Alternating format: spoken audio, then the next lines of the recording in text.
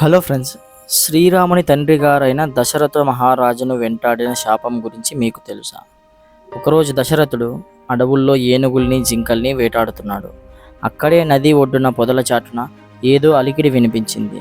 తనకున్న శబ్దవేది పాండిత్య విద్యతో బాణం వేయగా పొదల చాటున ఉండే ఒక బాలునికి ఆ బాణం తగిలింది.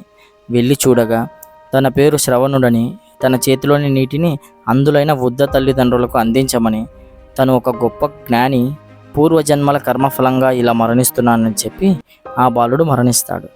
పుత్రుని కోసం చాలా సమయం నుండి ఆందోళన చెందుతున్న ఆ వృద్ధ తల్లిదండ్రులకు ఆ నీటిని ఇచ్చి కుమారుని మరణ వార్తను వారికి తెలియజేస్తాడు దశరథుడు.